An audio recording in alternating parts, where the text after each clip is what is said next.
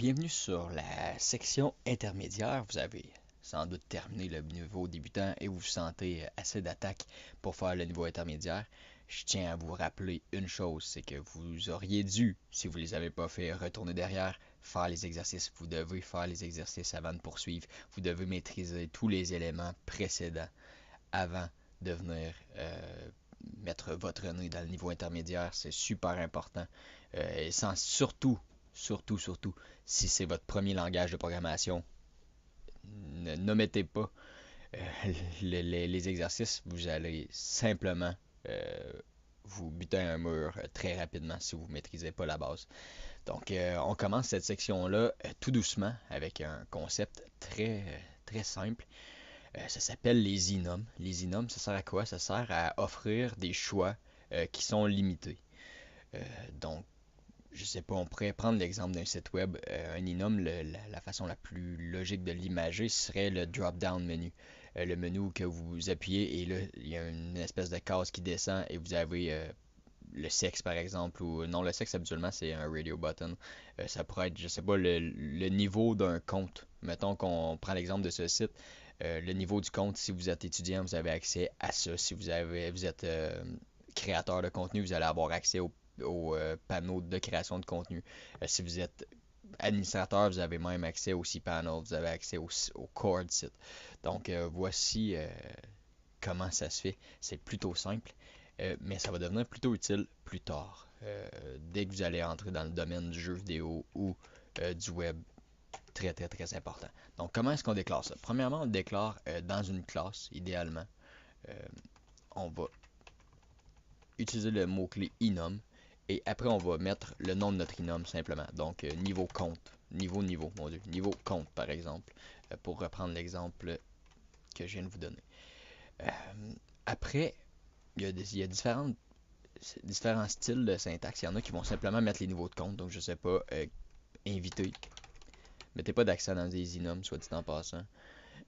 Invité, étudiant, euh, enseignant, administrateur. Il y en a qui vont faire ça comme ça et point virgule après les noms, après les accolades. Pour la lisibilité, il y en a, surtout si ça devient plus encombrant, vont y aller de cette façon-là.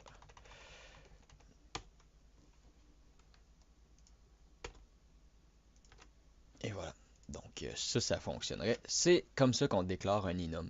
On convient que c'est assez simple. Le mot-clé et le nom de notre enum qui aurait pu être n'importe quoi. Là. Ça aurait pu être, je sais pas, le niveau d'importance d'un post. Par exemple, on dit on envoie des courriels ou on envoie un message dans un système de messagerie privée. On veut hiérarchiser l'importance des messages, ben on pourrait simplement créer une espèce de sélection comme ça. Donc, comment est-ce qu'on fonctionne de cette façon-là? Comment est-ce qu'on utilise le enum? C'est plutôt simple. Premièrement, on peut mettre le enum à une valeur quelconque. Donc, niveau compte, on pourrait que value est égal à c'est niveau compte.étudiant. Donc là, on vient de mettre la valeur initiale du niveau compte à étudiant. Donc après, ce qu'on peut faire, c'est, je sais pas, on pourrait simplement faire une comparaison. If niveau compte est égal, exactement égal à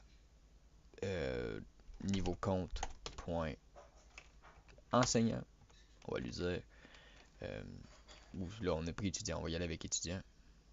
Étudiant.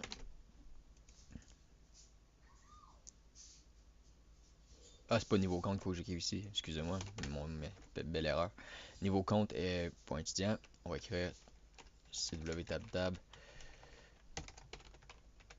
Tu es et tu es. My god. Je suis fatigué. Étudiant. Et voilà. La difficulté avec mon clavier. Appuyez sur play et théoriquement il devrait écrire tu es étudiant dans la console. Tu es étudiant. Et si on avait fait autre chose, par exemple, on fait niveau compte. Vous voyez, quand on fait contrôle espace sur Windows, ça va vous ouvrir toutes les possibilités que vous avez écrites ici.